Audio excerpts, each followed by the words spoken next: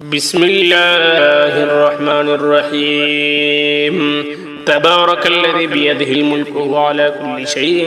قدير الذي خلق الموت والحياة ليبلوكم أيكم أحسن عملا وهو العزيز الغفور الذي خلق 7 سماوات طباقا ما ترى في خلق الرحمن من تفاوت فارجع البصر هل ترى من فتور ثم ارجع البصر كرتين ينقلب إليك البصر خاسئا وهو حسير ولقد زينا السماء الدنيا بمصابيح وجعلناها رجوما للشياطين وأعتدنا لهم عذاب السعير وللذين كفروا بربهم عذاب جهنم وبئس المصير إذا ألقوا فيها سمعوا لها شهيقا وهي تفور تكاد تميز من الغيظ كلما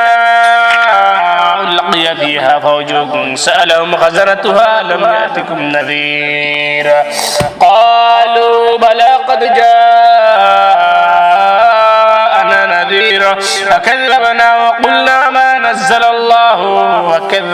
وقلنا ما نزل الله من شيء إن أنتم إلا في ضلال كبير وقالوا لو كنا نسمع أو نعقل ما كنا في أصحاب السعير فاعترفوا بذنبهم فسحقا لأصحاب السعير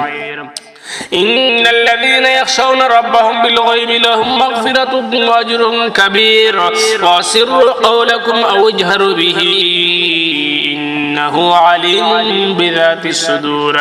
ألا يعلم من خلق وهو اللطيف الخبير والذي جعل لكم الأرض ذلولا فامشوا في مناكبها وكلوا من رزقه وإليه النشور أأمنتم من في السماء أن يخسف بكم الأرض فإذا هي تمور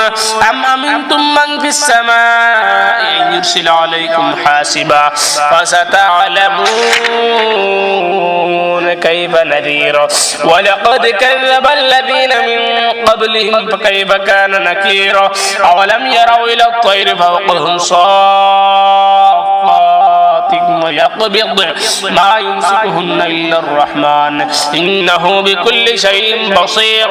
أمن هذا الذي هو جند لكم ينصركم من دون الرحمن إن الكافرون إلا في غرور أمن هذا الذي يرزقكم إن أمسك رزقه بل لجوا في عتو